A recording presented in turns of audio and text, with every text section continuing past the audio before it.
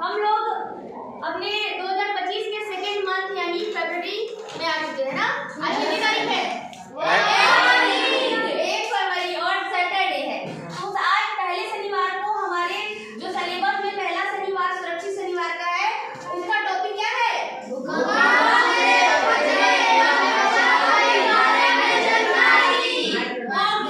और अभी इसके बारे में मॉक ड्रिल भी करना है। मॉक ड्रिल क्या होता है? यानी ये जो टॉपिक है खतरा जानना है और बचाव भी जानना है। तो हम इसके बारे में एक मॉक ड्रिल करेंगे, यानी हम इसको करके देखेंगे कि खतरे से हम कैसे लोगों को एक दृश्य के माध्यम से कैसे लोगों को जागरूक कर सकते हैं और उसके बचाव को हम कैसे करके लोगों को जागरूक कर सकते हैं, दिखा सकते हैं, अवेयरनेस कैसे फैला सकते हैं। तो हम लोग ये मॉक ड्रिल भी करेंगे। पहले हम खतरे और बचाव के बारे में जान लेते हैं। तो शुरू करते हैं। भूकंप के खतरे क्या क्या होते हैं? आप लोग बहुत सारे खतरों के बारे में पहले से जानते होंगे, क्योंकि हम लोग बचपन से सुरक्षित शनिवार पढ़ते आ रहे हैं। तो हम एक बार और जानेंगे खतरे, इनमें कुछ चीजों के जो आप लोग नहीं भी जानते होंगे। तो खतरों में पहला नंबर आता है कि जब भी भूकंप आता है हमारी जमीन के अंदर, जब जमीन की सतह हिलती है तो जमीन की सतह हिलने से ऊपर जो उसके मकान है वो सब तो हिल जाएंगे, क्रैक हो जाएंगे, गिर भी जाएंगे। तो हमारा पहला यही खतरा होता है कि भवन और जो भी बनाई गई संरचनाएं जमीन के ऊपर होती हैं उनको गिरने का खतरा होता है। ये पहला खतरा है भूकंप आने के समय। और दूसरा खतरा क्या है? भूस्खलन का। भू यानी स्खलन यानी खिसकना। जब भूकंप कभी आता है जब सतह पर, तो जमीन भी कभी कभी खिसक जाती है। जैसे अगर हम पहाड़ों पे जाते हैं, अगर वहाँ हमें भूकंप का झटका लगता है तो वहाँ का भूकंप का जो पर्वतों पर मिट्टी होती है वो खिसक के नीचे आ जाती है।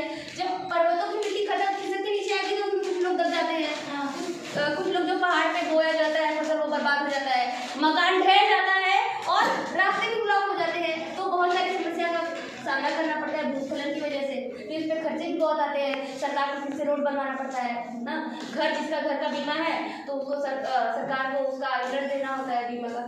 आगे आग। भूकंप से अब आग भी लग जाती है। कैसे आग लग जाएगी? बिजली गिरने से। बिजली के खंभा गिरने से। बिजली गिरने से नहीं, बिजली थोड़ी गिर रही है, भूकंप आ रहा है। तो भूकंप आएगा तो क्या होगा? बिजली का अगर खंभा कहीं गिर गया, अगर उसको तुरंत निजात नहीं किया गया, क्योंकि शॉर्ट सर्किट हो जाता है यहाँ, और अगर किसी चीज में आग लगी, किसी सूखे पेड़ में, फिर उसको फैलने में देर नहीं लगेगा, या फसल भी जल जाती है कभी कभी ना। तो आग से भी खतरा होता है भूकंप के समय में। और सुनामी का खतरा भी बढ़ जाता है। तो हम लोग जानते हैं कि हम जहाँ पे रहते हैं वहाँ पे भूकंप आ रही है, लेकिन समुद्र में भी भूकंप आती है। क्योंकि समुद्र का जो परपटी वाला नीचे वाला उसका हिस्सा है, सतह, समुद्री सतह, वो बहुत पतला होता है और वहाँ पे भी भूकंप के चांसेस होते हैं। जब समुद्र के अंदर भूकंप आता है तो जमीन हिलेगी समुद्र के नीचे की, तो उसके ऊपर जो पानी है वो भी तो हिलेगा।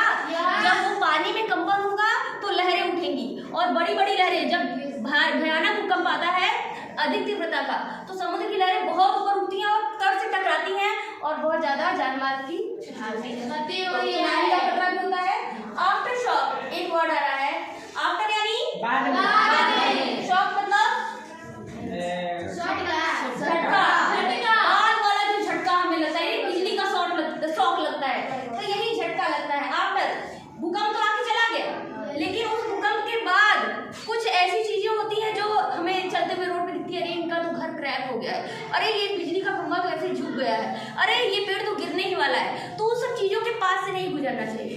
वो आफ्टर शॉक देता है हमें। आप वहां से गुजरते चले जाएंगे, ध्यान नहीं देंगे, आपके ऊपर गिर जाएगा, तो उससे भी क्षति होती है। इसलिए उन सब चीजों से हमें दूर रहना चाहिए। वो है आफ्टर शॉक का खतरा। अब हम इनसे बचाव कैसे करें? तो बचाव में सबसे पहले, अगर हमें भूकंप की जानकारी, जब भी भूकंप आने वाला होता है, कभी कभी हमें पहले पता चल जाता है, फोन पे मैसेज आ जाता है, तो या फिर जानकारी मिल गई कि भूकंप आया है, तो तुरंत क्या शांत रहना चाहिए, बहुत शोर हंगामा नहीं मचाना चाहिए, क्योंकि आप शोर मचाएंगे तो आसपास के लोग और घबरा जाएंगे। शांत रहें और घबराएं नहीं, खुद को बाहर लेके जाएं और लोगों को अपने साथ आराम से लोगों को बाहर लेकर जाएं।